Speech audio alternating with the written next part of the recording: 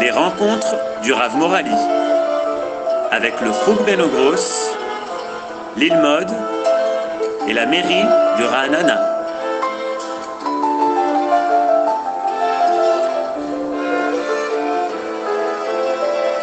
En tout cas, une bonne soirée. Je suis content de vous retrouver ce soir pour le thème que nous avons choisi, qui est le thème des 100 ans d'aventure, 100 ans des éclaireurs israélites de France. Alors, les festivités du centenaire ont déjà commencé ici en Israël, puisque la semaine dernière, c'était l'occasion, au moment du passage de Yom HaZikaron à Yom HaTzmaut, eh bien, l'occasion d'un grand rassemblement des Zéhi. Et je dois vous dire que j'ai été très, très ému de retrouver des anciens Zéhi, mais de voir aussi que ça continue, qu'il y a de nouvelles générations qui s'intéressent toujours aux éclaireurs israélites de France. Et la question que je me pose et que je vous pose, mais qui sont les éclaireurs israélites de France? Alors, rassurez-vous, pour m'aider pour ce soir, j'ai fait appel à 4 à 5 intervenants qui, eux, chacun à leur tour, vous donneront une partie de cette identité des éclaireurs israélites de France, que je me permettrai d'appeler simplement les Zéhi.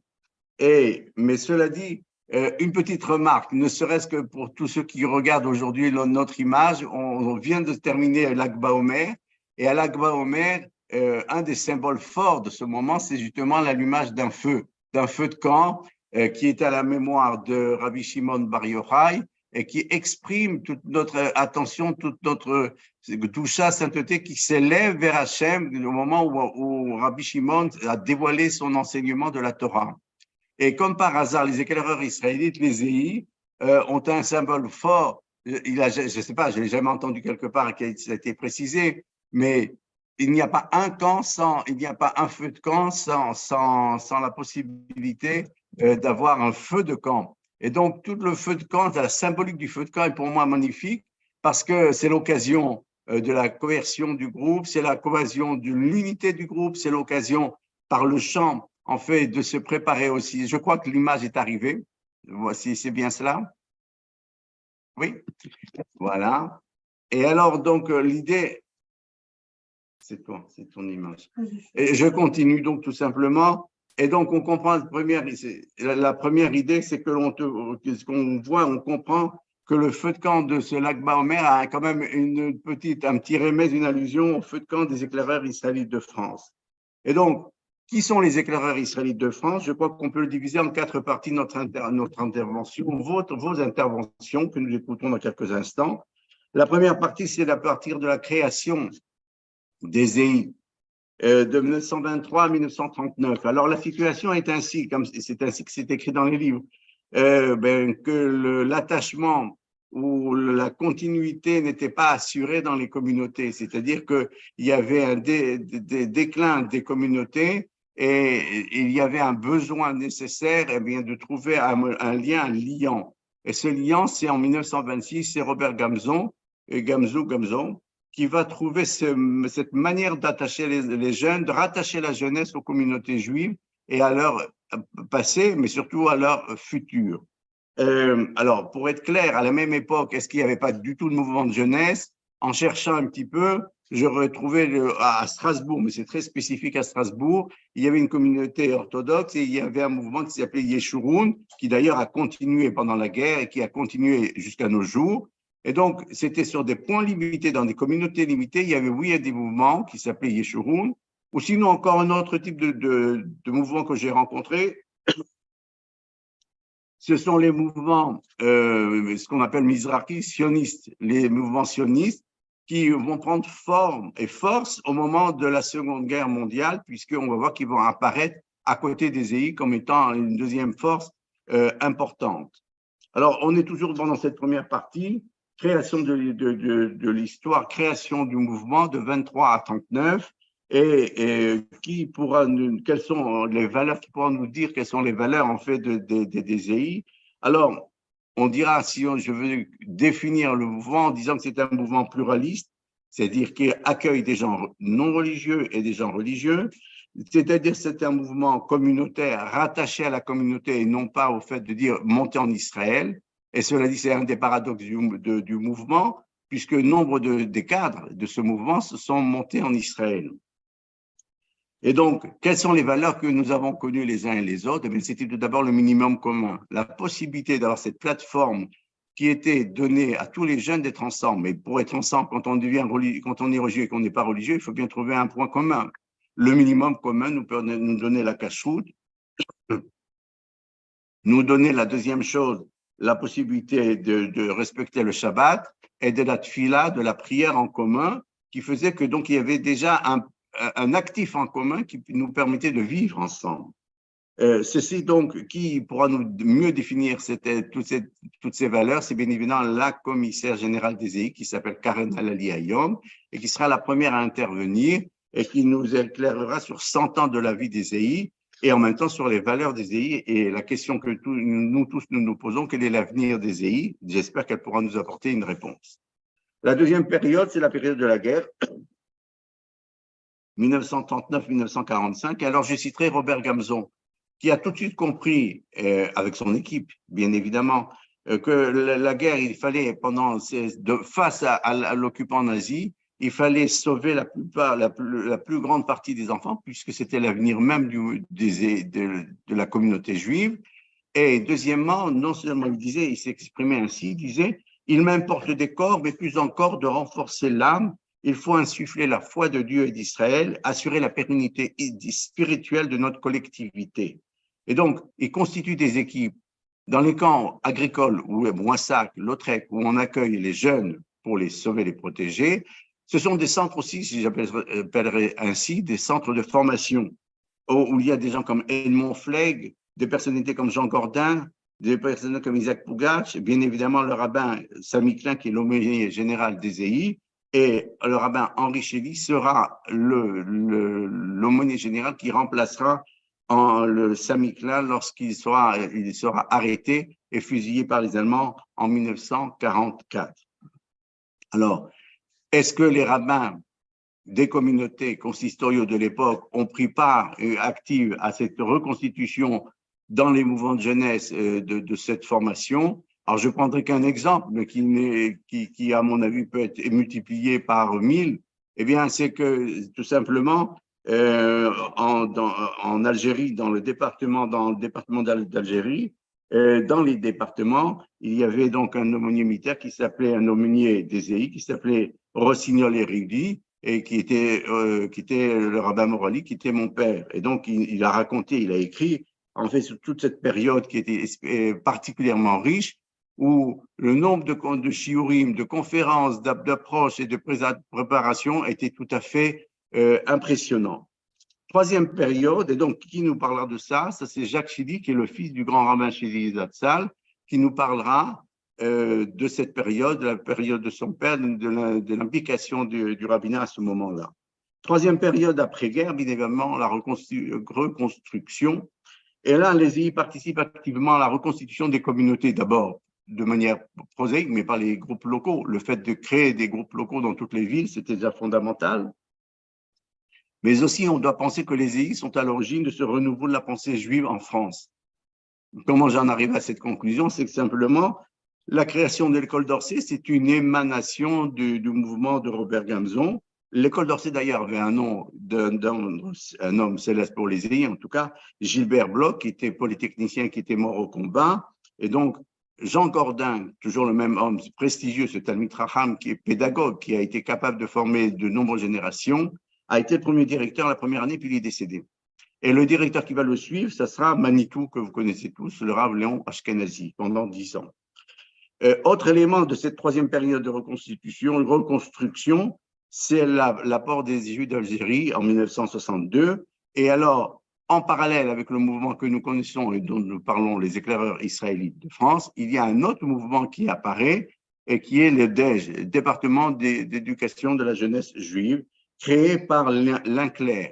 Et donc, de ce fait, on comprend que ces deux positions, ces deux mouvements communautaires vont donner un souffle nouveau aux communautés juives qui ont accueilli cette population des Juifs d'Algérie dans toutes les communautés de France. J'ai demandé à Alain Michel de nous parler cette fois d'une autre partie des EI qui sont de 1945 à 1980, donc les EI fondateurs des EI, certains de ces fondateurs qui ont fait leur aliyah en Israël, et donc Alain Michel qui est ici présent, pour pouvoir répondre à cette problématique. La troisième période, quatrième période, c'est l'actualité en Israël, c'est-à-dire, y a-t-il un avenir pour les éclaireurs israélites d'Israël en Israël?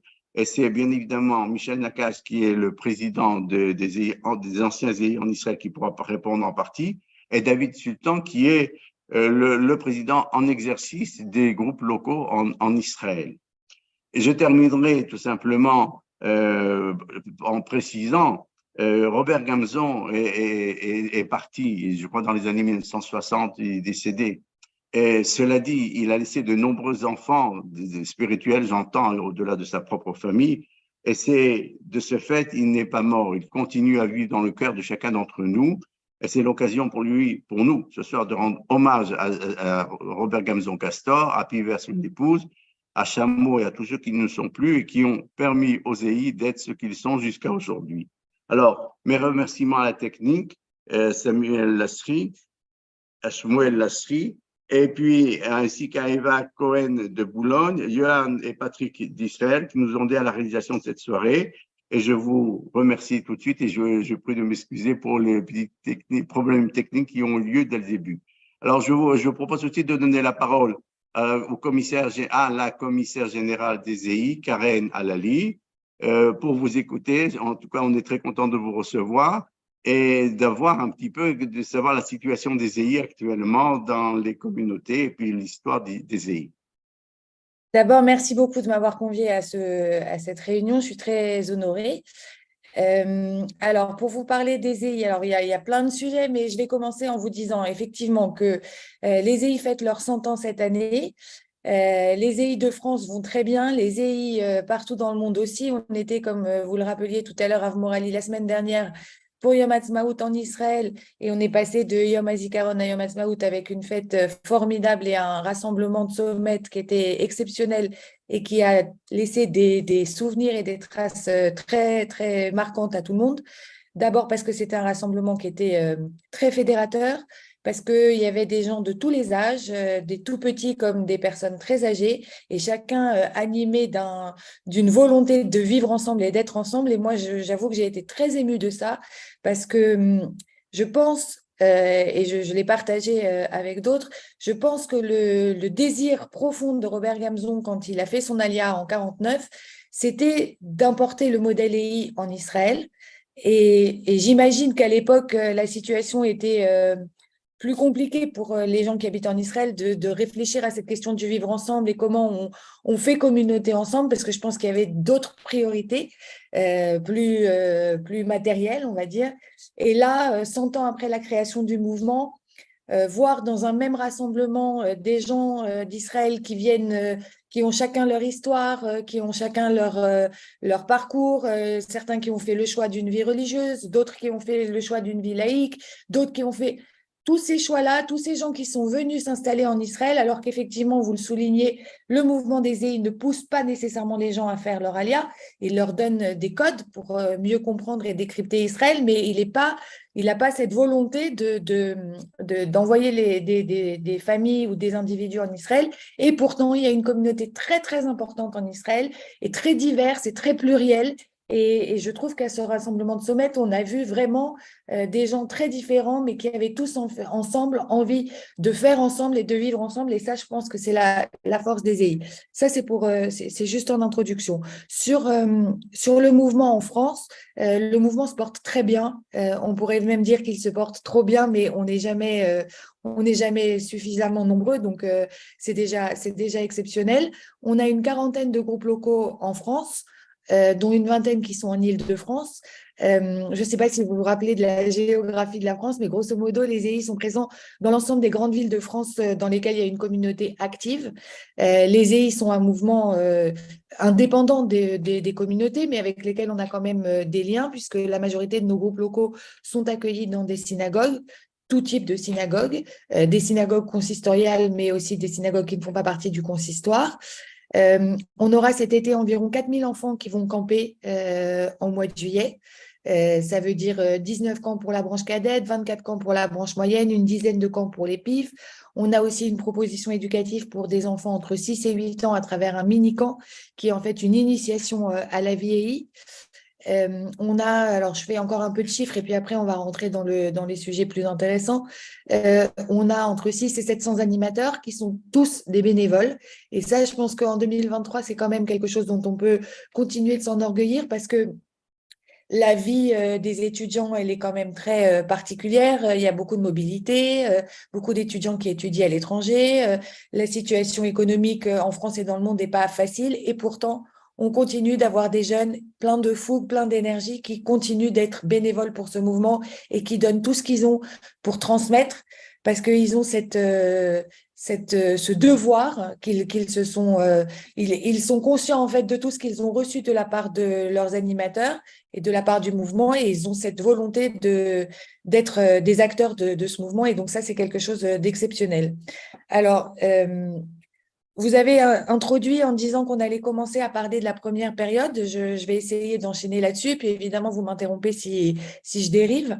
La première période que vous avez qualifiée entre 1923 et 1939, c'est donc effectivement les premiers pas de Robert Gamzon.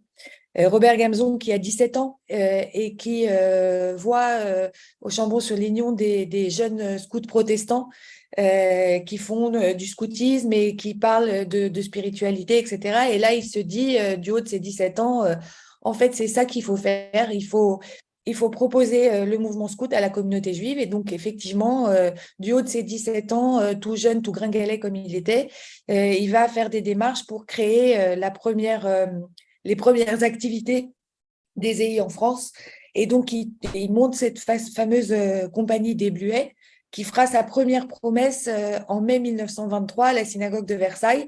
Dans quelques semaines, on célébrera les 100 ans de la première promesse, où avec les 7 participants de cette troupe, il va à la synagogue de Versailles promettre de servir Dieu, la France et le scoutisme. Et la méthode scout, je pense que c'est probablement une des idées les plus révolutionnaires qui ait permis à ce mouvement de continuer de vivre 100 ans après, puisque c'est une méthode qui permet à des enfants de développer leurs qualités physiques et morales euh, et, euh, et de comprendre le jeu des équipes, la question du leadership, l'éducation du jeune par le jeune et la volonté de monter des projets et d'apprendre en faisant.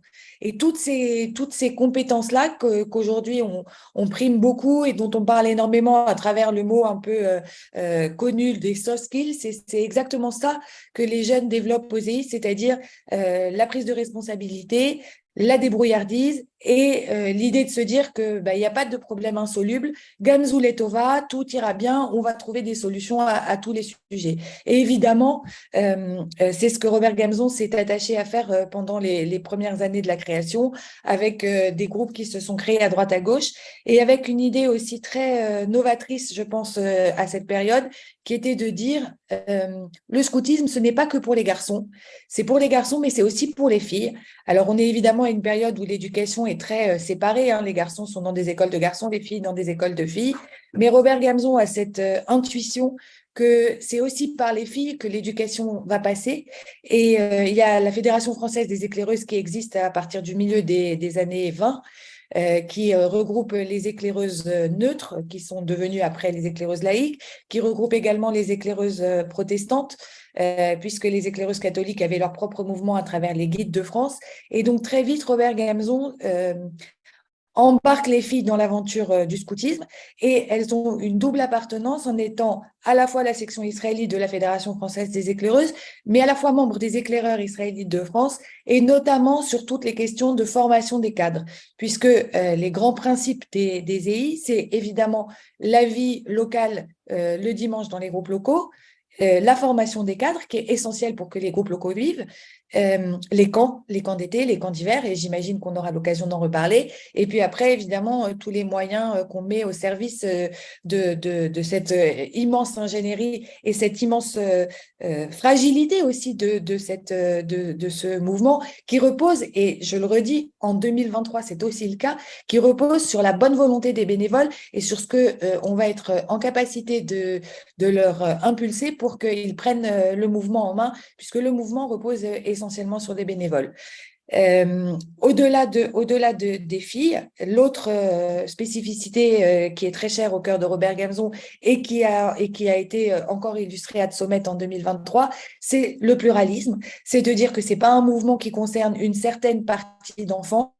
Et ça, c'est quelque chose qui a été aussi beaucoup insufflé par la rencontre avec Edmond Flegg, chef Flegg, qui dès le départ dit à Robert Gamzon, moi je veux bien être le président de ce mouvement, mais je veux que tous les enfants juifs soient accueillis dans ce mouvement sans qu'on leur demande de quoi que ce soit sur leur rapport au judaïsme, dès lors qu'eux se sentent en volonté d'appartenir à ce mouvement, il faut les accueillir.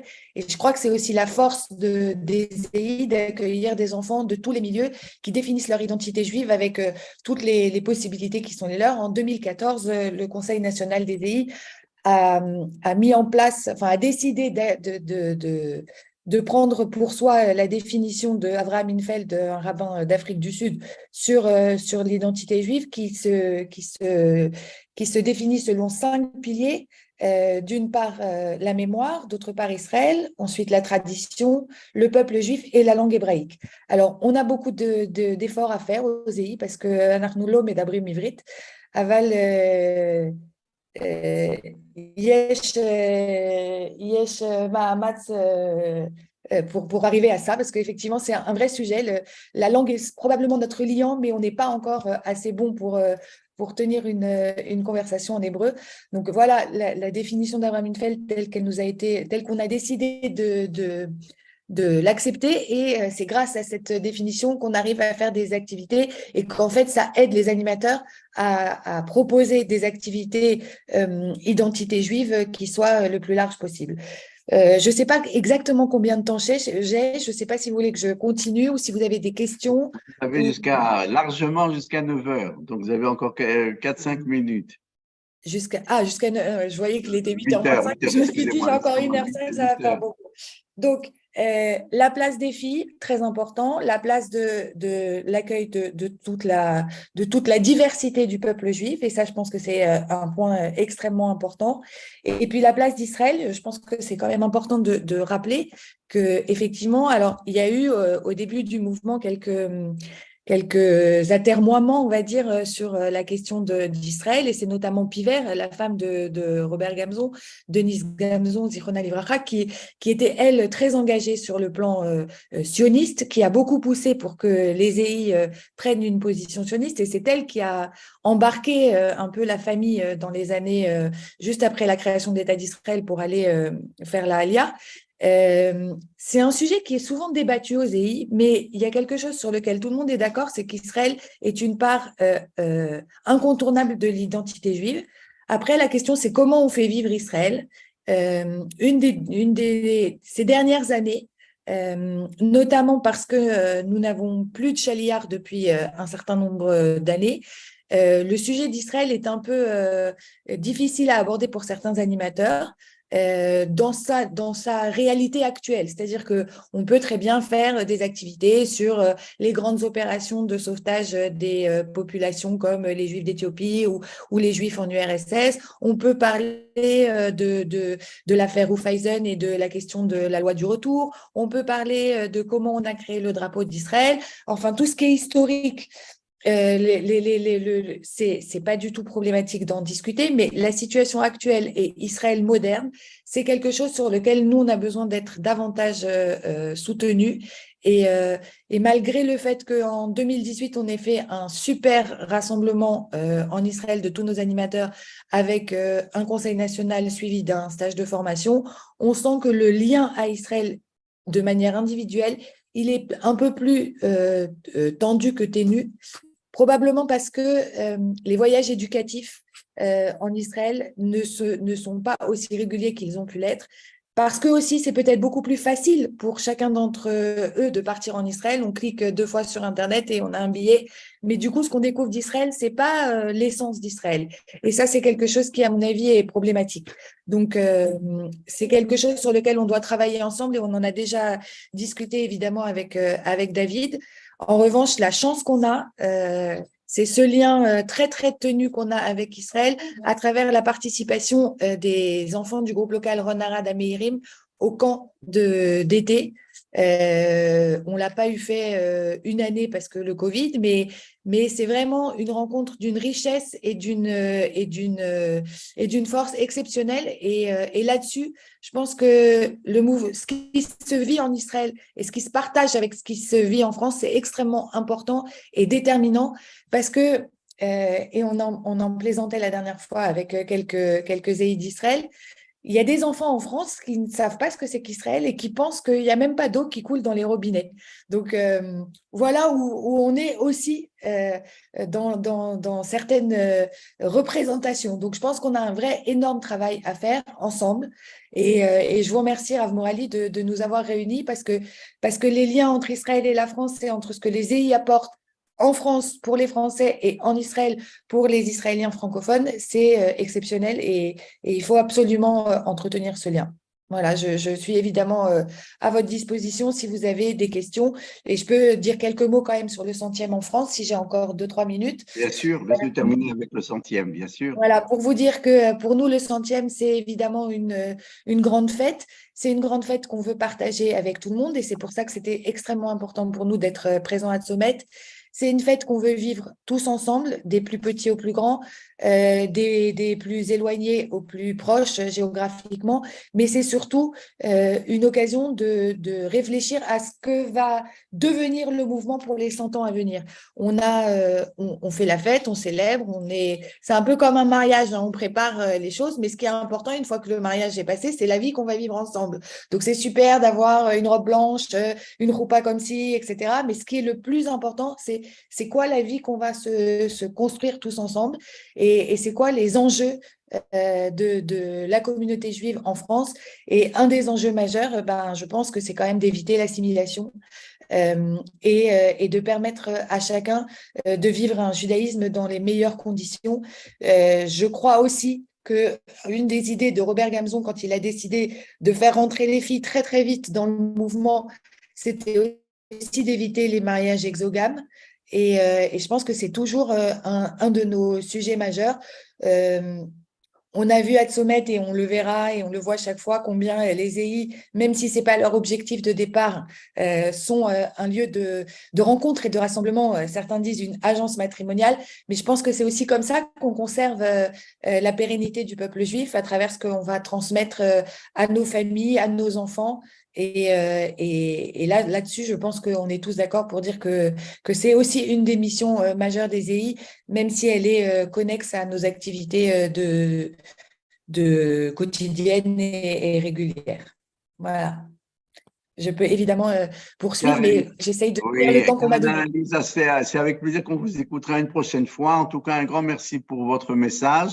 Ce que je retiens, c'est que, en fait, les EI d'Israël, en fait, sont attachés aux EI de France, tout simplement. C'est la même branche, c'est le même tronc qui a donné plusieurs branches. Et donc, à mon avis, naturellement, la continuité doit s'établir entre les groupes, les hommes et les femmes d'un côté comme de l'autre côté. Et donc, ce que l'on peut souhaiter, c'est que chacun trouve sa place et que, bien évidemment, vous avez, EI de France, toute votre place au sein des EI d'Israël. Le jour Exactement. qui... Et je pense aussi qu'il faut être conscient aussi de ce que les EI ont apporté à la communauté juive en France et en Israël. Et c'est bon, j'imagine que c'est un sujet qui va être aussi traité, mais la majorité des cadres communautaires en France et en Israël ont été dans ce mouvement et je pense que ça leur a donné des ailes. On avait C'est jeton, c'est jeton.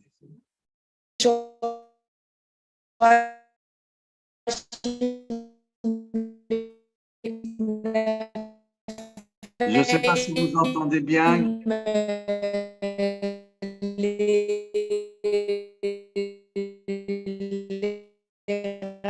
cas, merci à vous. Très important. Est-ce que vous entendez? Vous entendez? Au mémorial de la... Le son était un peu entrecoupé.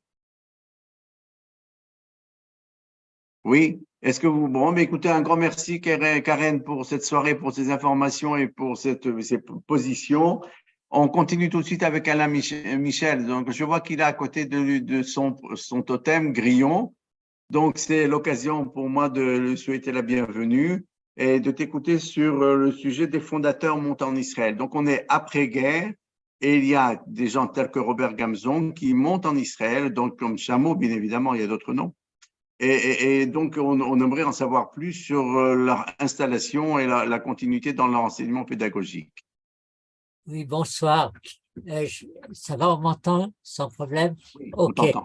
Alors, d'abord, j'ai commencé, je m'excuse, mais par trois messages personnels ou hommages personnels.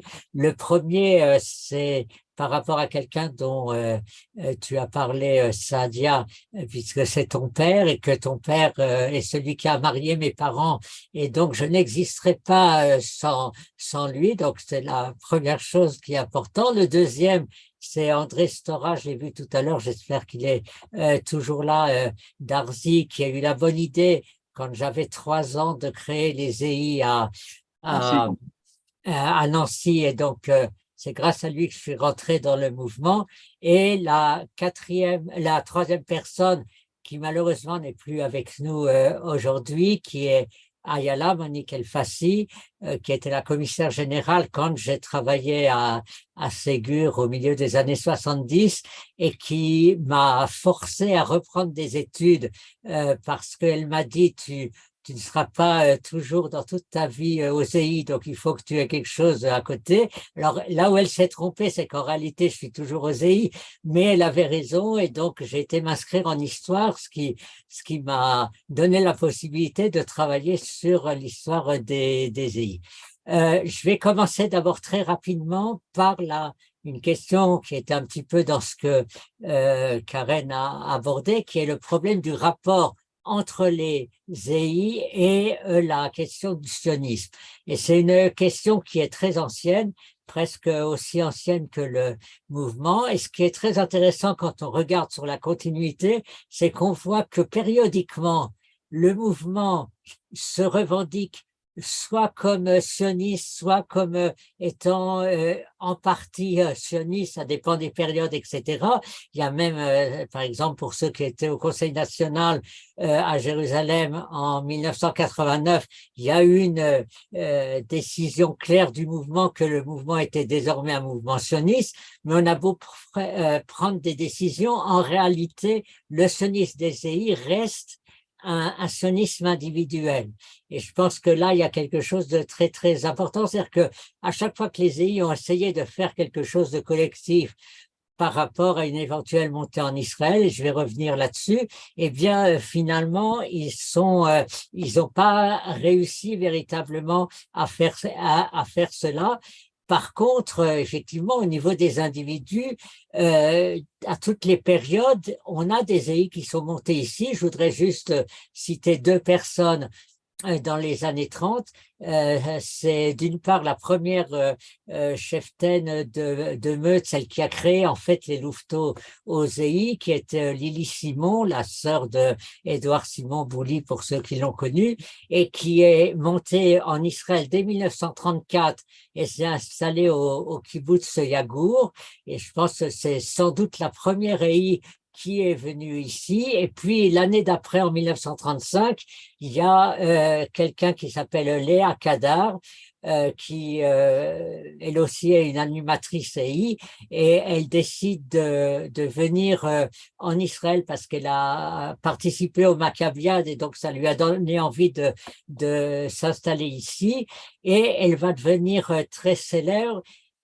D'abord en changeant de nom, et ça c'est très intéressant, la place de s'appeler Léa Kadar, comme son totem aux EI c'était loup, L-O-U-P, elle va s'appeler en ivrite loup, L-O-U si on le met en lettres françaises, Lou Kadar, et Lou Kadar va devenir à partir de 1950 la secrétaire de Golda Meir et qui va accompagner Golda Meir partout, notamment à Moscou, quand Golda Meir ira comme la première ambassadrice d'Israël là-bas. Donc, il y a déjà des zéhi qui sont arrivés un petit peu avant. Et puis, pendant la guerre, il y a des tensions autour de cette question de savoir est-ce qu'il faut monter en Israël, pas monter en Israël, mais finalement, comme le mouvement est pluraliste, ben, il reste dans le pluralisme. Et par exemple, lorsque en avril 1944, il y a une décision qui est transmise à tous les chefs, à tous les animateurs des EI pour dire chacun est maintenant obligé de choisir, soit vous montez au maquis, plutôt au maquis si c'est possible, ou alors dans la résistance générale, soit vous rentrez dans la 6e et vous aidez donc à cacher les enfants, etc., soit vous montez en Israël. Et il y a effectivement 2 groupes qui vont partir en Israël, dont un très connu qui va partir par l'Espagne. C'est le groupe qui aurait dû avoir à sa tête Léo Kohn, mais malheureusement, le jour du départ, Léo Kohn a été arrêté à Toulouse et il est mort en déportation. Mais ce groupe est arrivé en Israël, donc on est déjà en 1944, fin 1944, et il veut essayer de constituer une espèce de, comment dire, pas de kibbutz, mais en tout cas d'implantation en Israël. Il y a un reste de ça, puisqu'ils vont réussir à créer le kibbutz Neve Ilan, donc qui est près de Jérusalem. Finalement, c'est pas eux qui continueront Neve Ilan, mais ce sont des EI qui l'ont créé.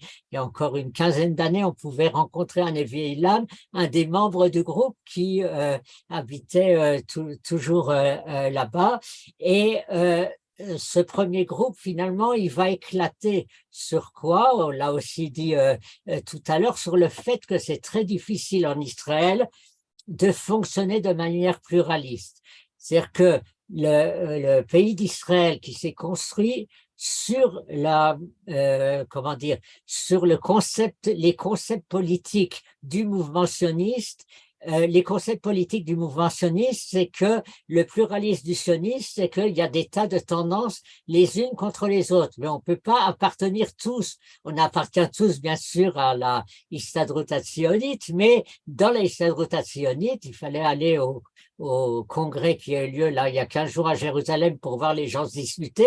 On s'est toujours disputé au congrès sioniste entre les différentes tendances, et ça continue encore aujourd'hui. Et à l'époque, c'est incompréhensible pour des Israéliens ou des futurs Israéliens, puisque l'État n'est même pas encore créé, des gens qui arrivent et qui disent « Ah ben nous, on est religieux, mais également non religieux, donc on veut vivre ensemble, etc. etc. » Et donc, le groupe va éclater là-dessus. Il y aura un deuxième groupe qui va monter en 1947. Alors, d'abord, ils vont avoir un peu de problème parce qu'ils vont se retrouver sur l'Exodus, donc ce qui fait qu'ils vont être expulsés vers l'Allemagne, ils vont rester un certain temps à Lübeck, et seulement après, fin 1947, ils pourront arriver en terre d'Israël.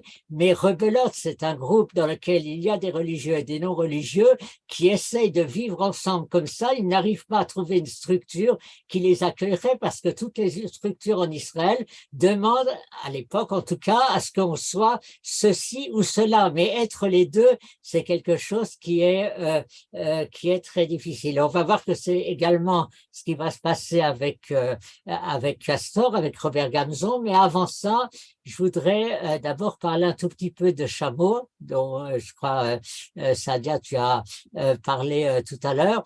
Alors, Chameau, Frédéric Hamel, qui était le responsable du groupe local de Strasbourg, qui pendant la guerre avait dirigé une des fermes des EI, décide après la guerre de monter en Israël parce que, comme beaucoup de personnes, ce qui s'est passé pendant la Shoah lui dit que ça n'a plus de sens de rester en Europe ou particulièrement en France.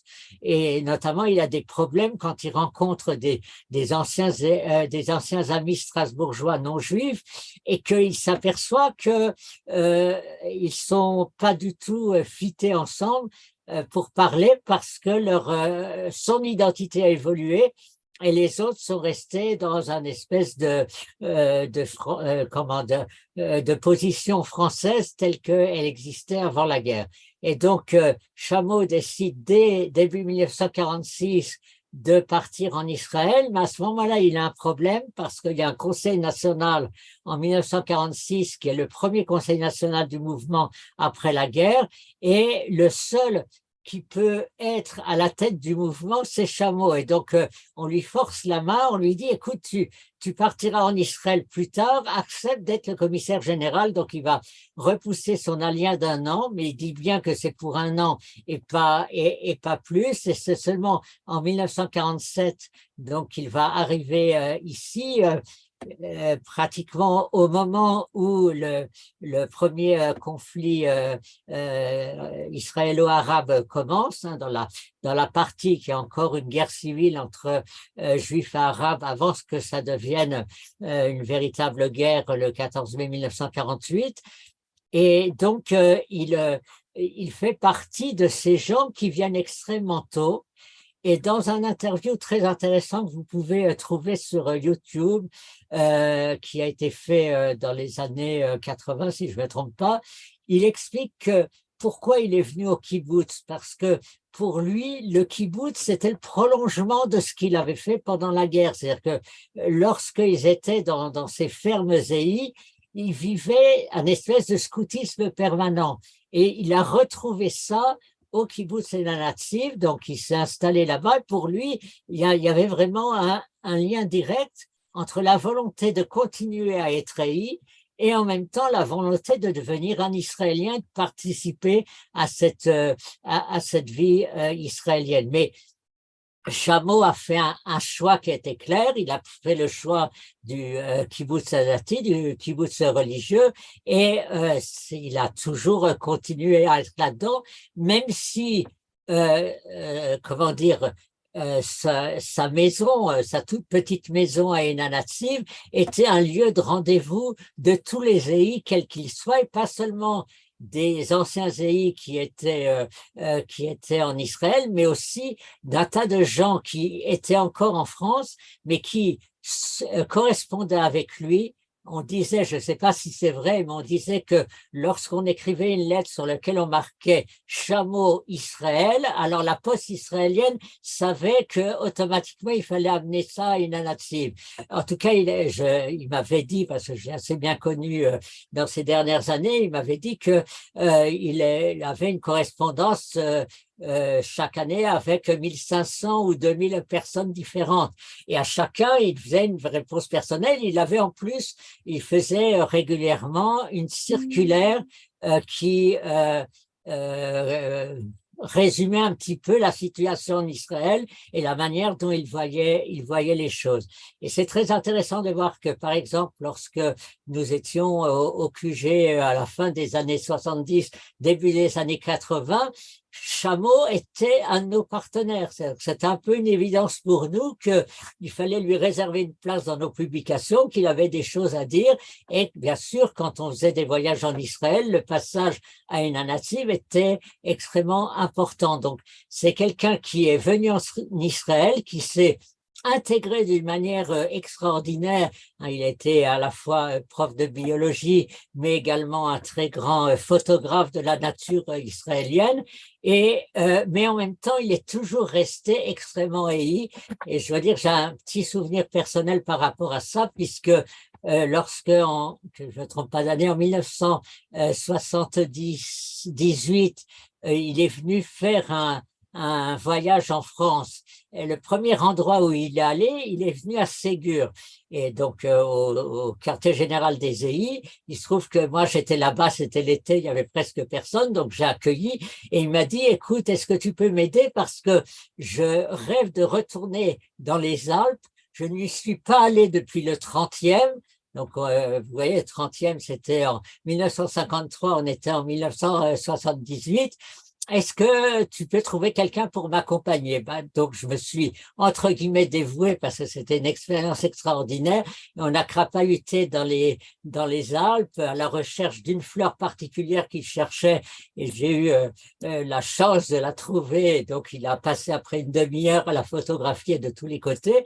Mais c'était une évidence pour lui que revenant en France après 30 ans ou plus de 30 ans, eh bien, là où il fallait d'abord aller, bien qu'il avait des amis, il avait de la famille en France, c'était chez les EI. Donc, il y a un phénomène qui est très intéressant et qu'on va retrouver finalement chez beaucoup de personnes qui sont montées en Israël. Alors, maintenant, je voudrais venir un tout petit peu sur l'expérience de Robert Gamson, de Castor. Alors, c'est vrai que Pivert était l'actionniste de la famille et Castor n'était pas quelqu'un qui était très convaincu que l'avenir du peuple juif était en Israël. C'est-à-dire que il pensait que c'était important pour certaines personnes de venir en Israël, mais il trouvait que être en France et être dans cette double identité qui est à la fois l'identité culturelle française et l'identité culturelle juive, c'est quelque chose d'extrêmement enrichissant dans les deux sens, parce que notamment le scoutisme français permettait justement de faire passer un certain nombre de choses et de recevoir également des valeurs des autres scouts. Et ce qui va le convaincre, c'est deux choses. D'abord, il se trouve qu'en 1947, donc un an avant la création de l'État d'Israël, il y a à Jérusalem un congrès mondial des enseignants d'hébreu. Or, Pivert enseignait l'hébreu, donc ce qui fait qu'elle peut, grâce au Keren Kayemet, trouver 2 billets pour aller là. Elle tire Castor avec lui et Castor va découvrir la réalité de la construction du sionisme sur le terrain. Il est extrêmement impressionné. Et puis, l'année d'après, le 14 mai 48, ce qui se passe au moment de l'indépendance, provoque apparemment chez lui un espèce de changement de mentalité et un sentiment que c'est effectivement là-bas que se joue l'avenir du peuple juif. Mais il y a un troisième élément qui est extrêmement important.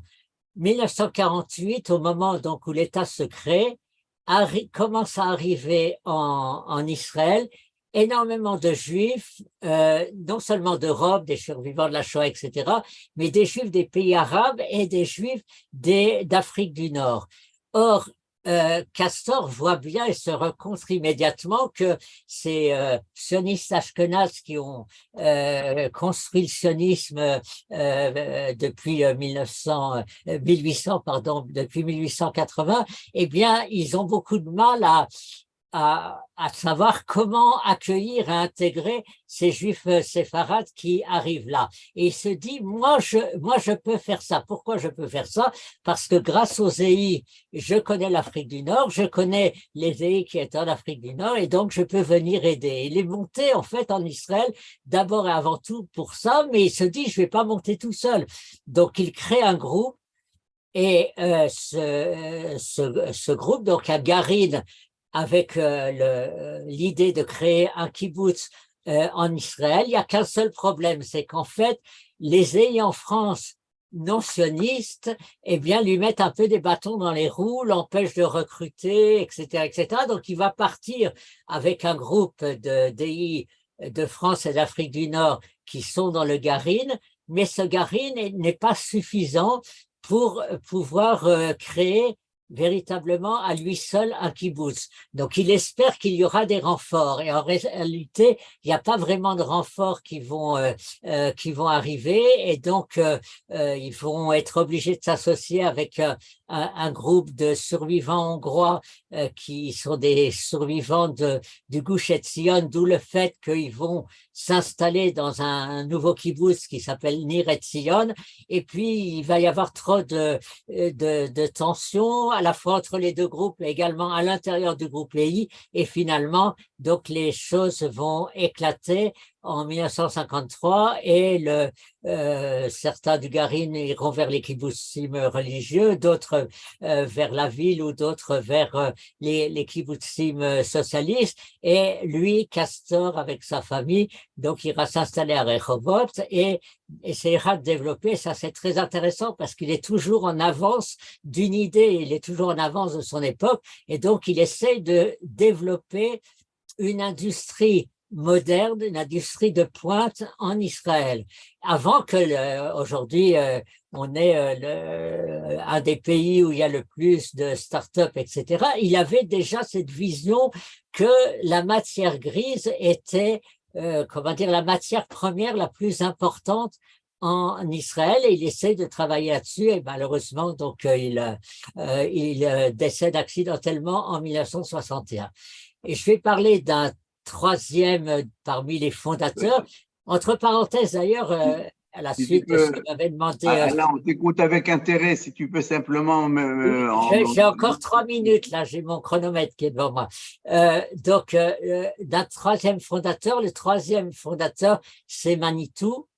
Et ce qui est intéressant dans l'histoire de Manitou, c'est que Manitou, au départ, n'est pas sioniste. Il est très influencé, entre autres, par son premier maître ashkenaz, donc Jacob Gordin, et qui n'était pas du tout sioniste, mais je ne vais pas rentrer dans les détails, et donc Manitou va découvrir le sionisme lors de son premier voyage en Israël en 1955.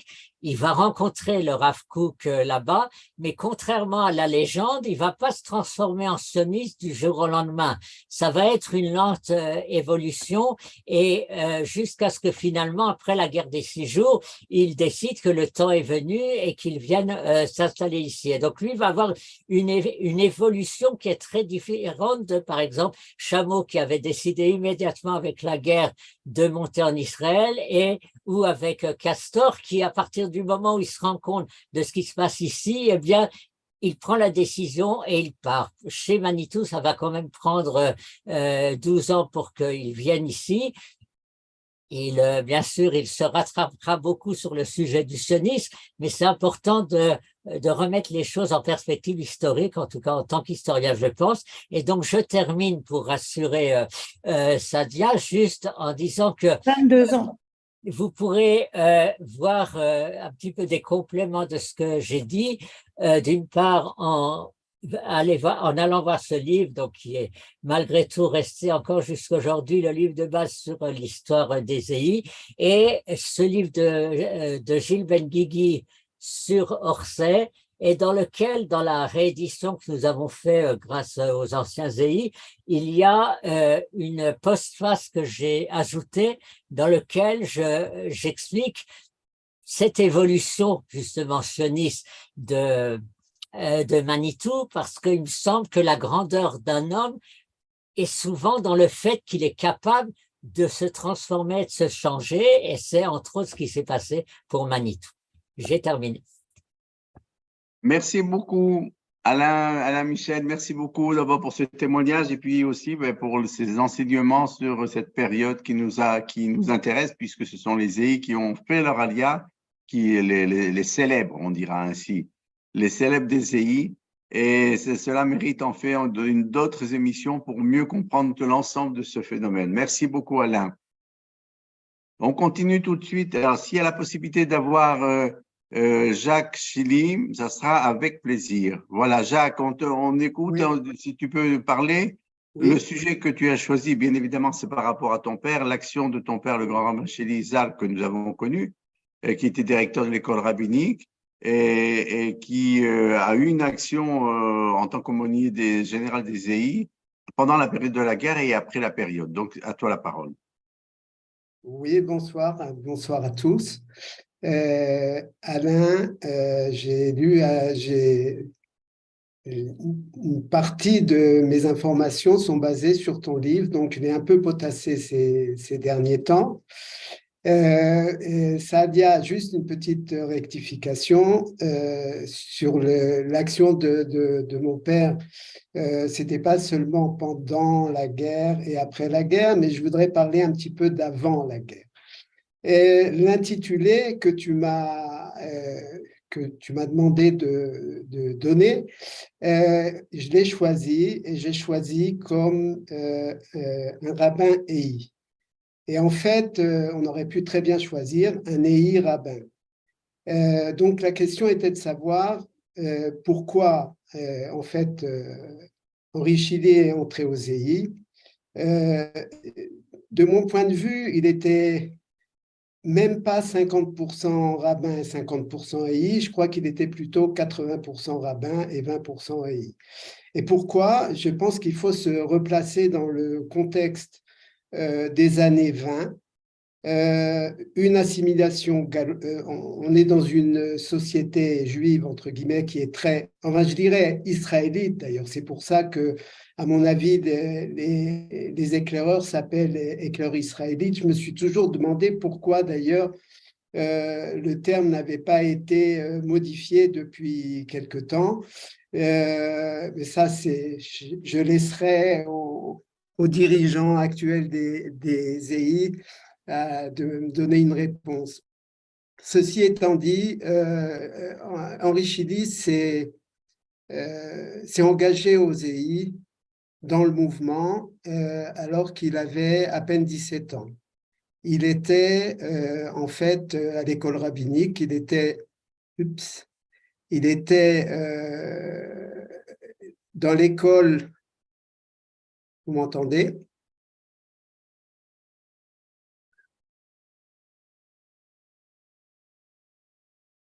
Oui. Ça va, c'est bon? Il était donc à l'école préparatoire, à l'école rabbinique, et donc il décide de rejoindre le premier groupe qui s'est joint à Castor, donc dès 1923. Et il le fait parce qu'il constate que le rôle d'un rabbin, c'est avant tout de ramener des gens au judaïsme. Et donc, il pense que les EI peuvent être un vecteur, disons, important pour je dirais, atteindre cet objectif. Mais un rabbin, même un élève rabbin en culotte courte, c'était pas tellement bien vu. A fortiori, un rabbin en culotte courte, c'était pas du tout au goût des gens de l'establishment du consistoire, mais il le fait malgré tout.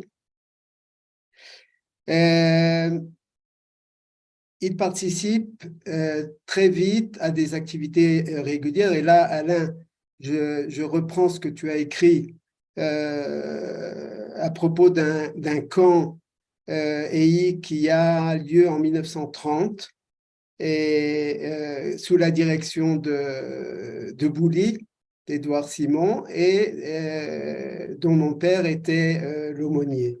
Et tu écris, je vais te citer parce que là, il ne faut pas que je fasse d'erreur. Donc, on relate la visite en 1930 par le père Riquet, qui était aumônier également d'un groupe de scouts catholiques. Et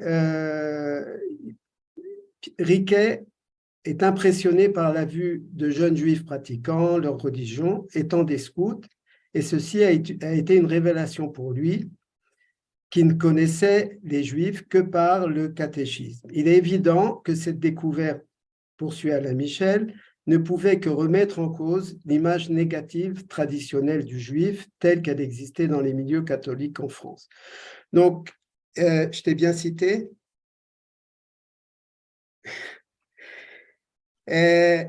Tu peux avancer.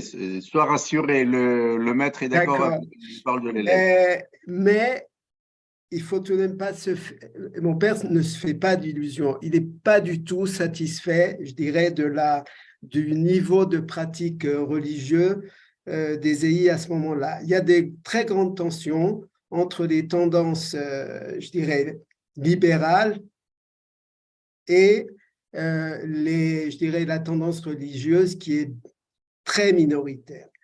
Et donc, mais ça le renforce tout de même dans sa mission.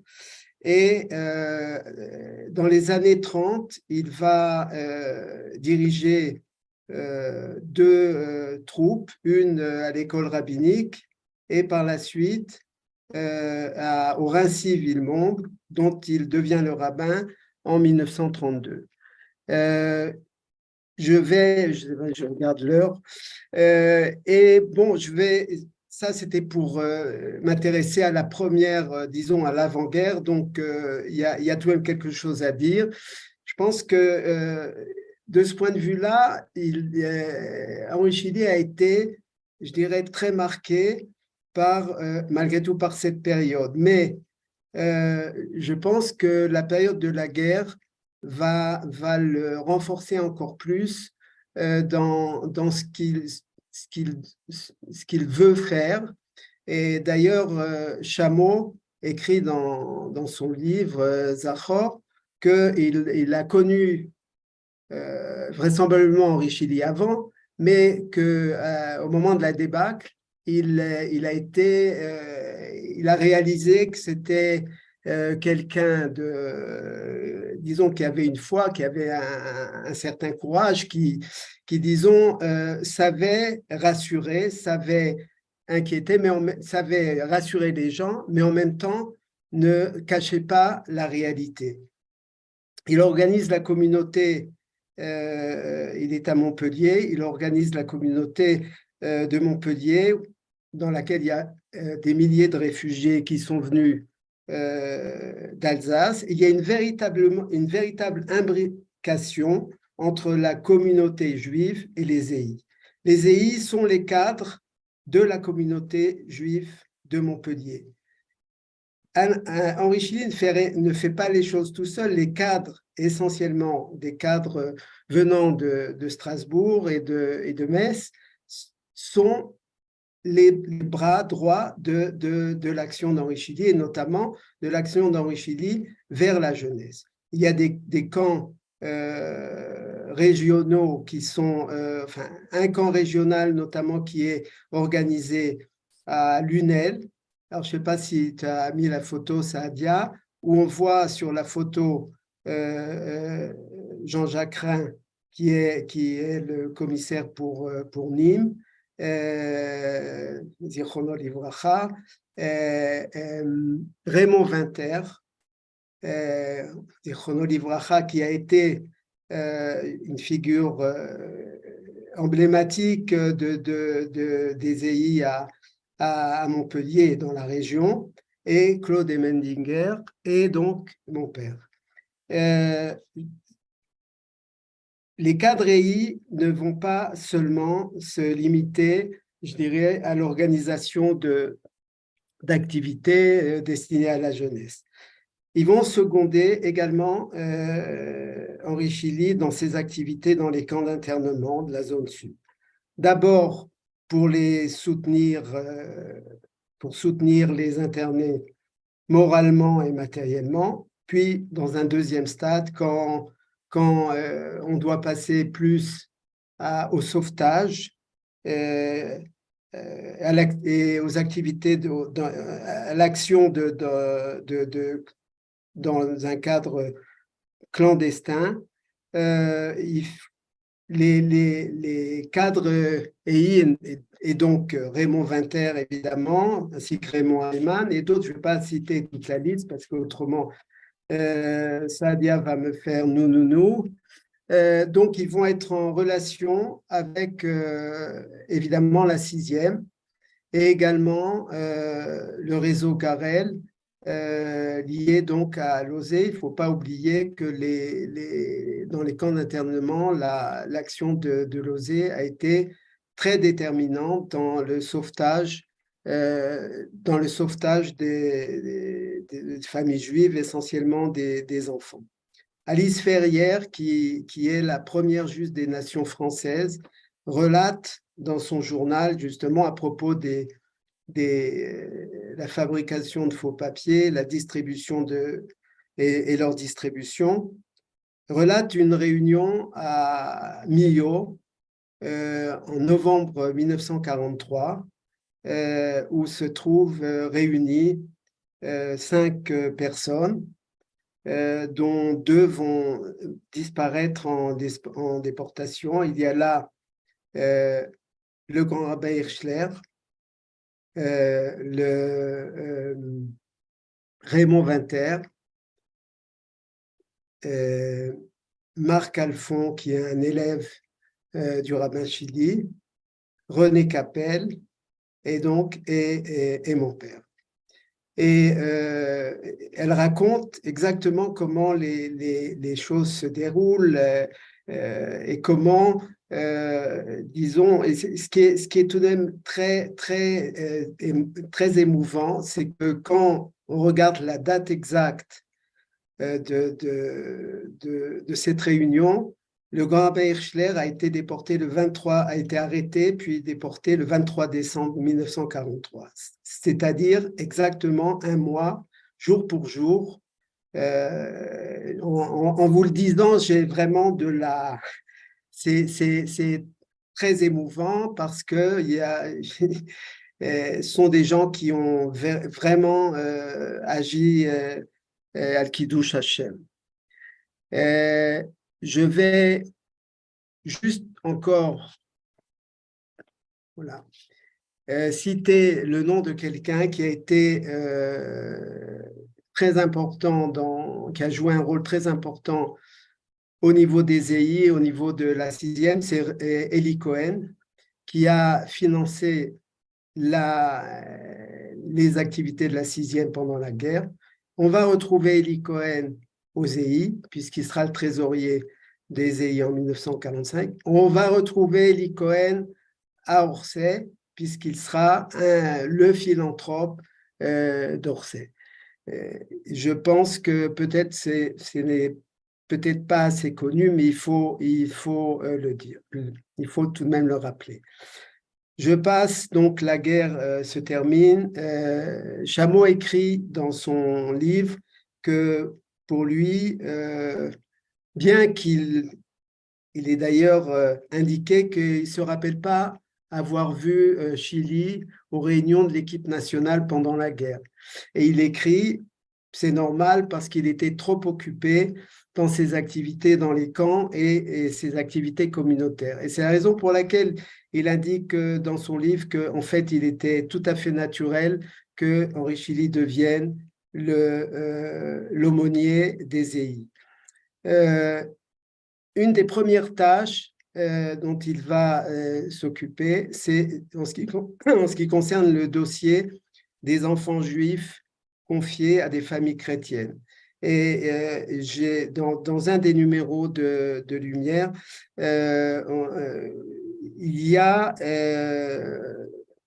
on se réfère à cette question et disons que le service social des jeunes, d'après Chili, Henri Chili veut associer le service social des jeunes pour effectivement avoir une politique très, très stricte et très, je dirais, assertive par rapport aux enfants qui sont dans des familles non juives. Juste rapidement, il va représenter des EI au premier congrès sioniste d'après-guerre qui symboliquement se déroule à Bâle, et il participe au Jamboree de la paix à Moisson. Là, j'ai vu que tu avais mis une photo où 700 EI sont présents. Et il écrit, Henri Chili écrit qu'ils vont être la figure officielle du judaïsme français. Ils seront les seuls à camper comme juifs. Je pense que là, je pense qu'Henri Chili était très, même s'il n'était pas enfin, je parle comme ça, tel que je l'ai connu, il était assez rayonnant, d'après ce que j'ai entendu pendant ce camp. Il en a parlé, il m'en a parlé personnellement, et je crois que ça a été pour lui, et surtout après la guerre, ça a été un moment important de sa fonction d'aumônier général. Et puis, il y a eu Orsay. Et là, je pense que Orsay, ça a été le point culminant de son engagement dans le mouvement. Parce que Orsay s'inscrivait dans la continuité de la mission éducative telle que les EI s'étaient fixées. Et de nouveau, d'ailleurs, Orsay n'est pas exactement du goût à la fois des milieux orthodoxes en France que du consistoire. Il est rabbin d'Orsay et je pense qu'il prend aussi un petit peu un risque, mais il le prend ce risque parce que être rabbin d'une maison comme Orsay, c'était en fait une garantie pour Orsay, mais c'était un risque pour lui. Il enseigne pendant de très longues années à Orsay, même bien longtemps après être nommé directeur de l'école rabbinique. Il était très attaché à cette maison. Il était particulièrement attaché pendant la période durant laquelle Manitou en était le directeur. Ils avaient une très grande proximité et je pense que... alors justement, pour terminer, Sadia, si tu peux terminer parce qu'il y a d'autres... Oui, d'accord, non, mais je n'ai pas tellement dépassé. Non, mais c'est impeccable si tu termines maintenant. Alors, je vais juste dire que pour mesurer ce que représentait Orsay aux yeux du rabbin Chili, il faudra attendre la fin de cette aventure éducative. Et là, je cite, j'ai pris mes sources du livre de Lucien Benguigui. Lorsqu'Orsay est menacé de fermeture en mars 70, Henri Chili participe à une réunion de la dernière chance. Je citerai des extraits de son intervention. Il dit « Dans la communauté juive de France, Orsay est un endroit où, sans qu'on leur demande s'ils ont une kippa ou s'ils mettent les tefilines, les élèves peuvent trouver des maîtres dont l'esprit ouvert est capable de leur ouvrir le grand livre de la Torah. Orsay a été l'illustration de la Torah, à la fois par l'étude et par la vie. C'est en cela que l'école d'Orsay est irremplaçable. Une institution où un jeune juif qui passe depuis zéro du point de vue connaissance et pratique du judaïsme est accepté sans aucun préalable. Cette institution est indispensable. Voilà, je vous remercie. J'espère que je n'ai pas été trop long.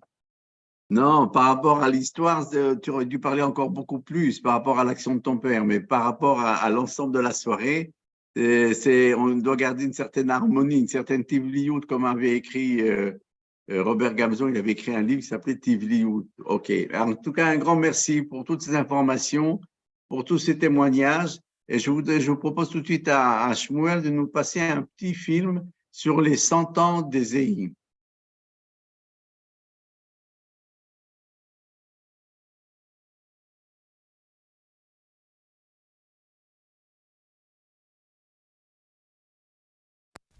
Bonsoir à tous. Ce soir, je fais ma promesse. Si pour certains, cela ne représente qu'un nœud sur un foulard, pour moi, c'est bien plus. Ce soir, je veux vous montrer ce que cela signifie d'être un jeune scout.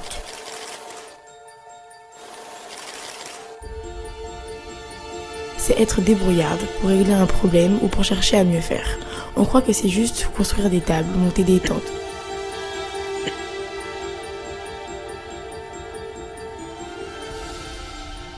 Mais pour moi, c'est surtout me construire personnellement. Parce que je sais que tout ce que j'apprends me permet de grandir. Et je sais aussi que plus tard, je pourrai faire grandir à mon tour. Ce soir, je veux vous signifier ce qu'est une EI qui respecte et protège la nature.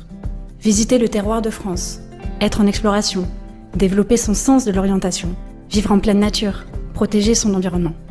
Des actions si simples dans notre quotidien d'EI, qui à force paraissent naturelles. Mais dont on ne mesure pas encore l'impact et qui sont désormais plus que nécessaires.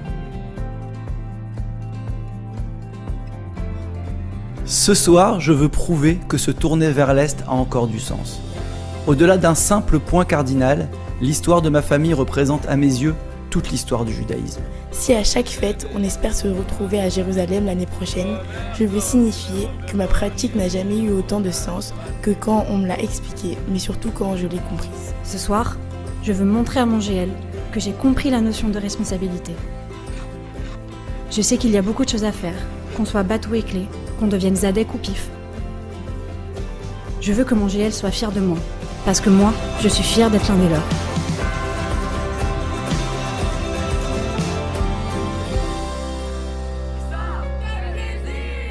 On dit que la Chevra est de notre univers, mais je sais que je ferai toujours tout pour que mon équipe soit la meilleure. Parce qu'elle me rend meilleure, alors je veux contribuer à sa réussite. Je veux devenir acteur. Ce soir, je veux me remémorer toutes les aventures que j'ai pu vivre et que je vais vivre encore.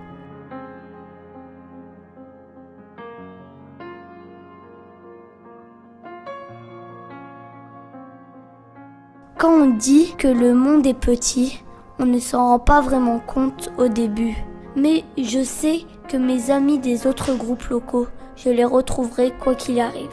Sur les stages de forme ou sur des week-ends, mais peut-être à la fac ou au travail. Je sais surtout que mes amis des EI le seront pour la vie. Ce soir, autour de ce feu, je promets solennellement de respecter la loi des EI et de clamer avec fierté et non sans émotion. Pour le bien, toujours prêt.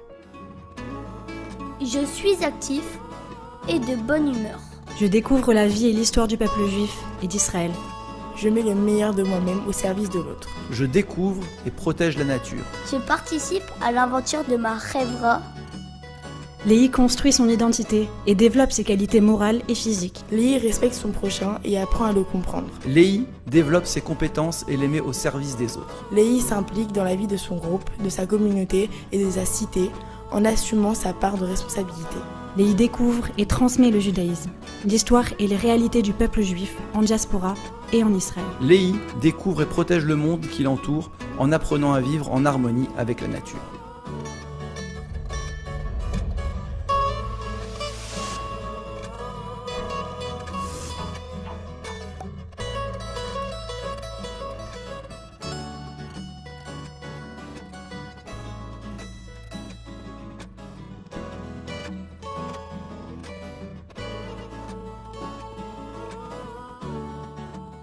Voilà, en tout cas, un très, très beau film avec beaucoup d'émotions qui nous a permis de regoûter à cette période et en voyant, en imaginant aussi l'avenir de ce mouvement.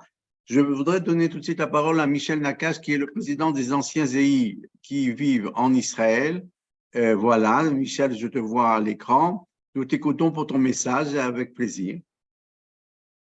Il faut ouvrir ton micro, voilà. Non, c'est ouvert, mais écoutez, bonsoir à tous. Merci Saadia, merci Doubi, hein, parce que je vois que tu as mis ton totem. Alors, autant s'appeler par nos totems. Je vois beaucoup d'amis ce soir et je suis très, très heureux, effectivement, de vous dire quelques mots au nom de la fonction, pas la fonction que j'occupe, parce que je suis ancien EI, bien sûr, et j'occupe la fonction de responsable de l'association des anciens EI en Israël. Je suis en Israël depuis 10 ans et j'ai eu aussi des responsabilités en France. J'ai dirigé le mouvement en France pendant quelques années. Voilà, donc ce soir, je suis ravi d'entendre toute cette magnifique histoire des EI. Je crois que beaucoup d'entre vous la connaissent. Je voudrais juste insister sur 2 points parce que, en plus, le temps de parole n'est pas très élevé. Donc, je voudrais juste dire, de mon point de vue aujourd'hui, à quel point les EI sont un mouvement générationnel. En fait, on ne le dit pas assez, mais on l'a compris au travers de toutes les interventions. Les EI, c'est une histoire qui se construit dans chaque génération. Je crois que c'est important de comprendre que les périodes qu'on a évoquées sont des périodes extraordinaires, sont des périodes d'engagement, mais tout au long de la vie des EI, il y a eu des engagements. On a parlé de la période d'engagement après-guerre, on a parlé aussi de l'accueil, bien sûr, après des Juifs d'Algérie, des Juifs du RSS, on a parlé des combats pour post-68, pour ceux qui étaient de cette génération et qui ont vu le mouvement aussi pouvoir, qui tentait et qui pouvait basculer dans des directions qui n'étaient plus en ligne avec les fondements du mouvement et qui ont été effectivement évoqués tout au long de la soirée. Et puis, il y a eu d'autres événements. Aujourd'hui, les EI, ce sont des EI dans la société qui sont impliqués dans les combats sociétaux. Et bien sûr, on le dit encore, on peut le dire maintenant, dans des combats comme la planète aujourd'hui. Les EI sont dans la modernité. Et voilà, et c'est pour moi quelque chose qui est fondamental à rappeler. Chaque EI s'inscrit dans une génération et chaque génération qui s'appuie sur les valeurs, fondamentrices, font le mouvement. Et je crois que c'est ça qu'il faut accepter aujourd'hui, de voir des jeunes EI avec une façon d'être EI qui n'est pas toujours celle que nous, on a connue, mais c'est ça le mouvement générationnel. Et cette histoire, on la porte à sa manière aujourd'hui dans chaque génération. Donc, je voulais insister un petit peu sur ce point qui fait qu'aujourd'hui, bien sûr, en Israël, on a un groupe dont parlera David qui aussi s'inscrit dans une nouvelle histoire. Et c'est important que chacun d'entre nous comprenne et se dise qu'on a été une génération, on a eu des combats et aujourd'hui, il y a de nouveaux combats qui se mènent. Voilà, je voulais insister un petit peu sur ce point de mouvement générationnel. Et puis, je voudrais insister un tout petit peu aussi sur le côté intergénérationnel. C'est un peu dans la même thématique. J'ai envie de dire que les anciens EI en Israël, c'est une histoire aussi qui a plusieurs dizaines d'années. On a parlé des fondateurs, mais en fait, les vrais fondateurs, ce sont des gens comme Evelyne Ashkenazi, comme Buisson, comme Alain Michel, comme Jean-Charles Zerbib et d'autres qui ont contribué à la création d'une association aujourd'hui que moi je poursuis. Et en fait, l'intergénérationnel, c'est quelque chose qui est très particulier aux EI. Je crois que nous sommes un des rares mouvements de jeunesse, parce qu'on s'appelle quand même Maker Israélite de France et on est comme un mouvement de France et d'Israël maintenant. On est quand même un mouvement de jeunesse et c'est très rare de trouver dans des associations un partage générationnel des jeunes et des anciens qui se rassemblent, qui font des choses ensemble, qui partagent des activités, qui partagent des débats. Et je sais que ça, c'est quelque chose je crois que c'est quelque chose qui nous distingue de toutes les autres associations et c'est ce qui permet aussi d'assurer dans une certaine mesure la transmission, la mémoire, bien entendu, d'une certaine forme d'éducation, d'exemplarité. Donc, les anciens sont une branche en soi qui a sa justification dans le mouvement. Et donc, en Israël, nous avons la chance d'avoir cette association des anciens. Pas mal de ceux qui sont là ce soir, ils participent, ils contribuent. Et je voudrais dire à tous ceux qui sont là, écoutez, rejoignez-nous et participez à nos activités culturelles, mémorielles, et bien entendu à tous ces rassemblements qu'on fait. Voilà, donc je voudrais simplement souligner ce soir le côté générationnel, intergénérationnel qui est si important aux EI. Les aînés ont leur place. Nous avons quelque chose à dire, nous avons une histoire à prolonger parce que être EI aujourd'hui, c'est s'inscrire dans cette histoire, c'est s'inscrire dans ce patrimoine qui est riche, qui est complexe, qui est divers, mais c'est aussi assurer une forme de continuité et d'apporter à chaque génération notre témoignage, notre expérience, de façon à ce que se prolonge ce magnifique mouvement. Voilà, et donc je terminerai pour dire simplement ce petit slogan que vous connaissez tous et qui montre bien, à mon avis, cette notion de mouvement générationnel. EI un jour, EI toujours. On a toujours quelque chose à apporter dans ce mouvement, quel que soit notre âge, notre fonction et notre situation géographique. Voilà, c'est tout ce que je voulais raconter et assez rapidement. Michel, en tout cas, un grand merci pour ton message. On l'a bien reçu, j'espère, et que nous aurons comme ça l'occasion d'avoir d'autres activités dans le cadre des anciens avec plaisir. Je voudrais tout de suite donner la parole et terminer avec David Sultan qui s'occupe, lui, sur le terrain des éclaireurs israéliens. Ça s'appelle éclaireurs israéliens, des éclaireurs d'Israël, excusez-moi de la terminologie. Donc, en deux mots, ils ont eu la volonté de créer des EI pour des enfants qui habitent en Israël. J'aimerais en savoir plus et j'aimerais savoir un peu quel est l'avenir, vous imaginez l'avenir de ce mouvement. On vous écoute. Merci Rav Morali. Juste pour savoir, j'ai à peu près combien de temps? Parce que j'imagine qu'il faut peut-être un petit peu réduire. Voilà, il faut un peu réduire. Vous avez des minutes, avec plaisir. Okay. Donc ce soir, je vais vous parler d'un ovni vraiment qui se fraye son chemin dans les mouvements de jeunesse israéliens et qui ressemble tellement aux EI qu'on a pour beaucoup connu, mais pas exactement, et pour réaliser une vision, comme l'ont dit mes prédécesseurs, qui date de 1949, voire peut-être d'avant. Je n'ai pas le scout d'être historien, mais on va quand même commencer par une vue des étapes clés de la création du groupe en Israël pour voir où est-ce qu'il en est aujourd'hui. Et dans un deuxième temps, je vous proposerai peut-être une vision un peu plus analytique de ce que moi j'aime bien appeler le Startup GL, parce qu'on est dans la Startup Nation, et de voir comment en fait on s'est vraiment appuyé sur des contraintes assez fortes dans un environnement pas évident pour bâtir une identité très à l'aise entre un héritage GI français et une réalité quotidienne qui est israélienne. Donc, pour commencer sur l'historique, c'est simple, tout a commencé en juillet 99 sous l'impulsion de Jean-Charles Zerbib, qui est entouré de quelques amis, anciens EI bien sûr, qui ont fait leur alia. On voit un petit groupe de 12 jeunes Israéliens qui vont partir pour la première fois sur un terrain de camp en France avec des groupes locaux français. Certains connaissent pas la France, encore moins le mouvement EI. Certains balbutient leur français d'ailleurs.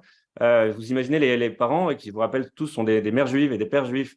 Imaginez la pression sur les épaules de Jean-Charles, ça ne devait pas être facile, mais c'est une vraie aventure éducative qui a débuté pour cette génération et celles qui vont suivre ensuite dans le cadre du groupe local Israël Renarad qui se crée ensuite.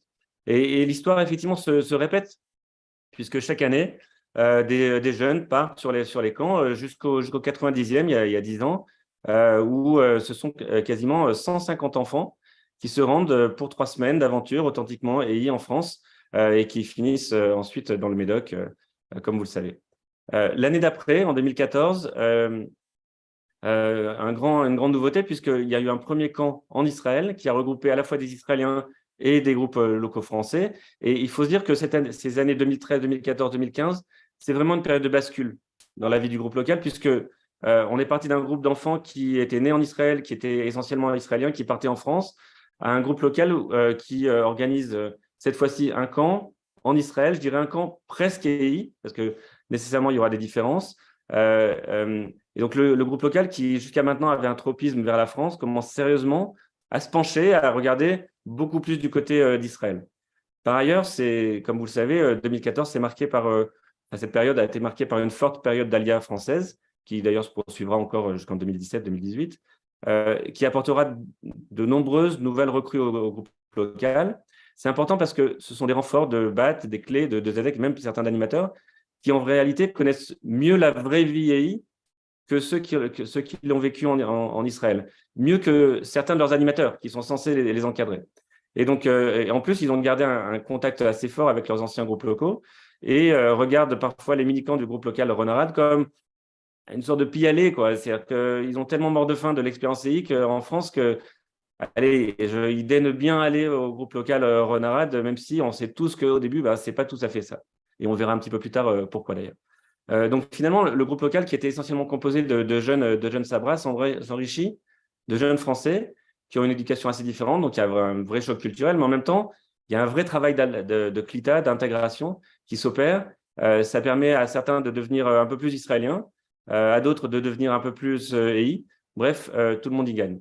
Donc c'est vraiment grâce à ces deux facteurs, à la fois une prise de conscience qu'on peut avoir une version qualitative de l'expérience EI en Israël, et aussi une augmentation des volumes liés à l'ALIA, que va se révéler le vrai potentiel de l'aventure EI en Israël pour la première fois, je dirais. Et là, on passe vraiment un cap, puisqu'on n'est plus une agence de voyage pour des shlichim israéliens sur le sol français, mais on est bien un groupe local EI authentiquement israélien en Israël. Et donc, c'est à ce moment-là qu'on se dote d'une nouvelle organisation, puisque avec des nouveaux enjeux, nécessairement, on a de nouveaux besoins. Et un groupe autour de Dan Toledano se réunit pour décider d'assister Jean-Charles dans ce qui sera vraiment une entreprise de croissance, de start-up et de structuration du groupe local, pour mettre en œuvre une expérience qui puisse être authentiquement EI et résolument israélienne.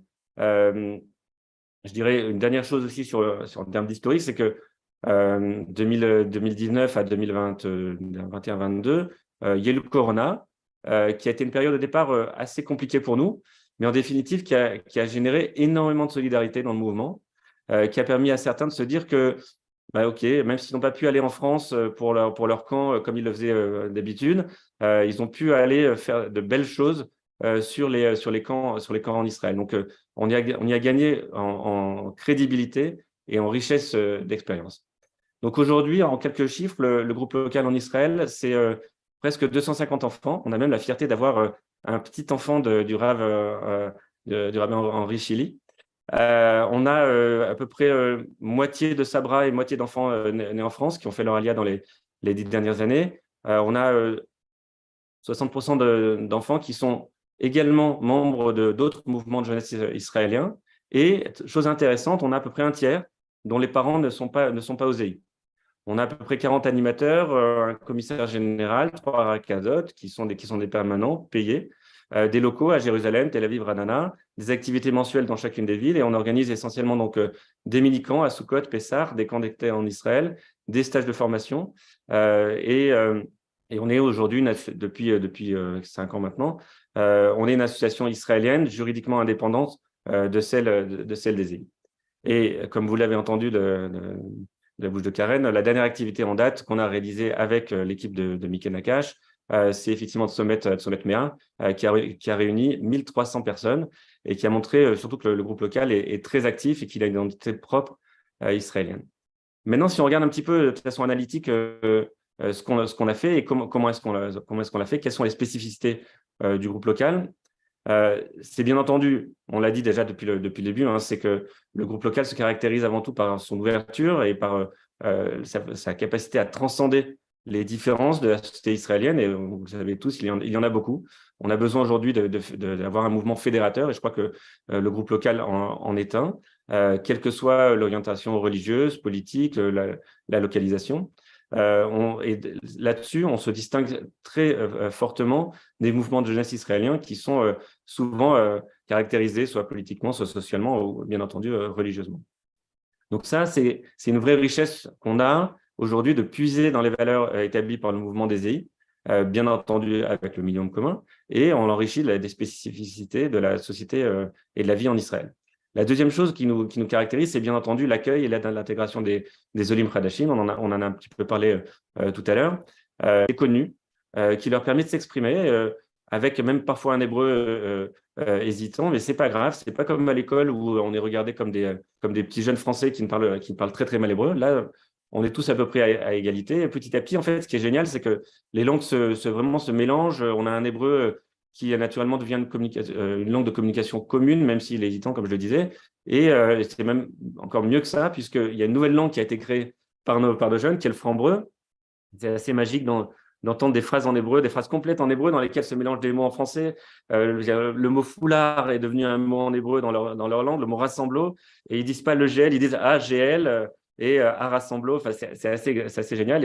Et d'ailleurs, ils appellent le groupe local Abaït, la maison, quand on leur demande, c'est-à-dire qu'ils se sentent tellement bien dans ce groupe local, tellement à l'aise dans cette double culture franco-israélienne, et ce qui est intéressant, c'est qu'ils n'ont pas à choisir l'une ou l'autre. Ils peuvent être les deux et pleinement. Et je crois que c'est un des rares, c'est une sorte de safe zone, une zone de confort dans laquelle ils se sentent. Maintenant, pour finir, je dirais que le groupe local qu'on a bâti, il s'appuie sur de nombreuses contraintes qu'on a réussi à dépasser et en faire vraiment des opportunités. Je vais en citer juste 3 très rapidement. La première, c'est que, comme vous le savez, la semaine israélienne manque de temps. Il n'y a pas de dimanche. Donc ça, vraiment, c'est pas simple. Et le vendredi n'est pas un dimanche, comme vous le savez bien aussi. Donc, c'est très compliqué de se frayer une place dans la semaine israélienne pour créer des activités, pour se réunir, pour faire pour faire des choses ensemble. D'autant plus que, manque de bol, on est arrivé un petit peu les derniers, donc les autres mouvements, comme les Tzofim ou le Bnei Akiva, ils ont déjà réservé leur place. Donc ce manque chronique de temps pour les activités fait que, bon, effectivement, on a eu du mal à trouver la place, mais petit à petit, on se la ferait. Mais surtout, ça nous a empêché pendant assez longtemps de faire des activités régulières et donc d'avoir une vraie formation pour nos animateurs qui manquent bigrement d'expérience.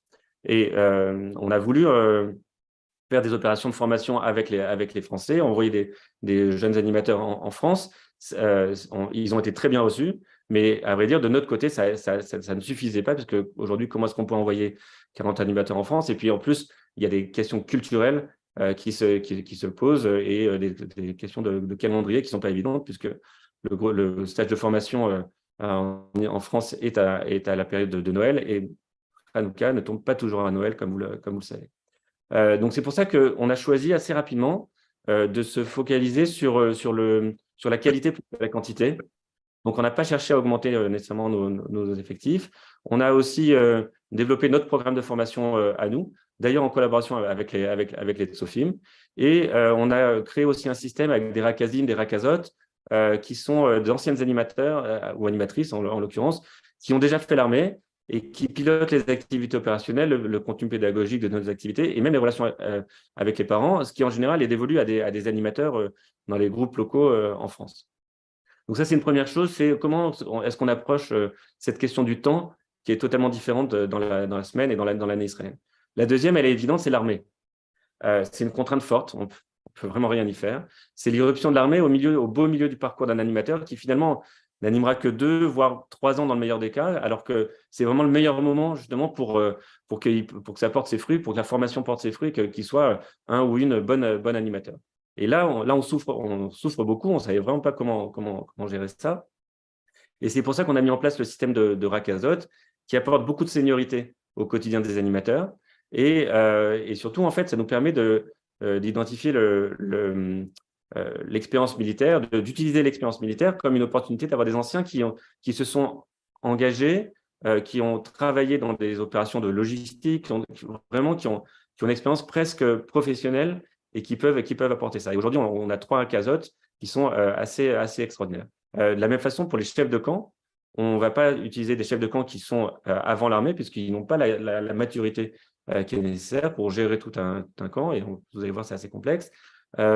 Mais on va prendre des gens qui sont post-armés, ce qui nous oblige d'ailleurs, alors ça, on casse un peu les codes, mais à recruter des chefs de camp qui sont payés. D'ailleurs, les rakazotes sont aussi rémunérés. Et ça, effectivement, on n'a pas le choix vu l'âge et la concurrence qu'on peut avoir. Dernière contrainte, et je finirai presque par ça, une réglementation israélienne qui est totalement inadaptée au camp EI et qui nous oblige à être créatifs. C'est-à-dire que on est aujourd'hui sous la coupe de la réglementation du ministère de l'Éducation, qui nous chapeaute, qui est vraiment très lourde, qui nécessite une très bonne connaissance des règles, un recrutement spécialisé, qui engendre énormément de surcoûts. On a aujourd'hui un camp en Israël qui coûte plus cher que les camps qu'organisent les EI en France, et ça nous pèse beaucoup, malheureusement. On a l'obligation de recruter des responsables de camps qui sont des professionnels, avec des diplômes, etc., avec des infirmiers qui ont aussi un diplôme, des gardiens armés, enfin, vous imaginez, organiser en plus 3 semaines en plein air avec la chaleur, une cuisine qui est faite par les enfants sur des feux de Soukan, c'est malheureusement pas possible pour des questions de réglementation. Et je ne vous parle même pas de l'explo ou des tatites, qui sont des choses qui sont impossibles en Israël. Bref, il n'y a pas plus d'un mois, d'ailleurs, on était en rendez-vous à la direction des Tzofim. Ils n'en revenaient pas de se dire d'entendre ce qu'on voulait faire sur nos camps. C'était juste impossible pour eux. Bref, juste pour finir, donc, on a un décalage entre un environnement israélien, mais qui devient un vrai challenge et une belle opportunité, puisqu'on va utiliser notre pluralisme religieux, un mélange aussi d'enfants d'âge différents et d'enfants de sexes différents, garçons et filles.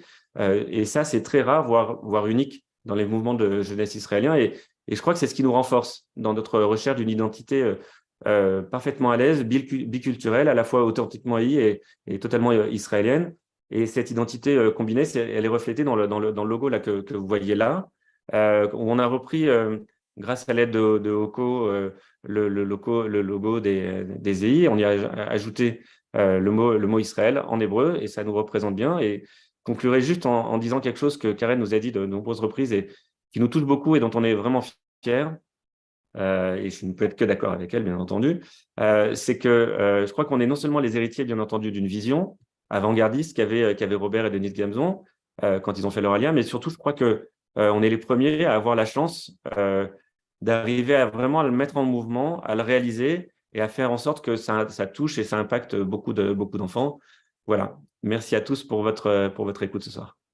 Merci beaucoup, David Sultan. Merci beaucoup pour toutes ces pages d'espoir, puisque vous avez donc déjà mis sur pied une partie de ce programme, et bien que ça continue, que ça marche et qu'il y ait cette possibilité pour les jeunes qui veulent venir aux EI en Israël de continuer. Je voudrais remercier tous nos intervenants, mais à vous tous et vous toutes qui avez suivi cette émission. On a pu regarder en voyant un petit peu les images des personnes qui étaient là ce soir sur le Zoom. André Stora, Yolande Fourt, son mari Le Rav Fourt, Gisèle Knoblauch, bien évidemment, c'était des piliers des EI et des gens qui sont intervenus il y a 20 ans, 30 ans, comme étant les responsables des branches. Alors, ça nous a fait très plaisir de la confiance qu'ils nous portent en regardant cette émission ce soir. Une bonne soirée à vous tous. Et est-ce qu'on peut chanter tous ensemble, Rav Gaon, Sadia? Allô? À Gaon, je ne sais pas, mais on peut chanter en tout cas le chant du soir. Il est prévu au programme tout de suite. Moi, je voulais vous proposer qu'on chante comme ça. Marchons sur la trace de nos grands aïeux. Vous vous souvenez des paroles? C'est un peu compliqué les paroles.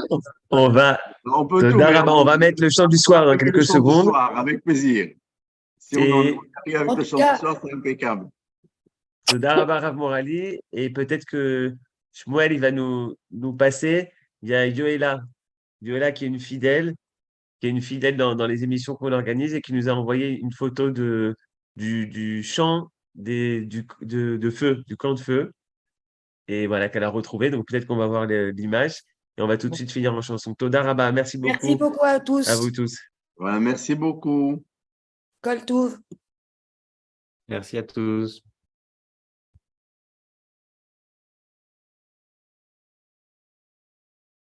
Est-ce qu'on arrive à voir le chant?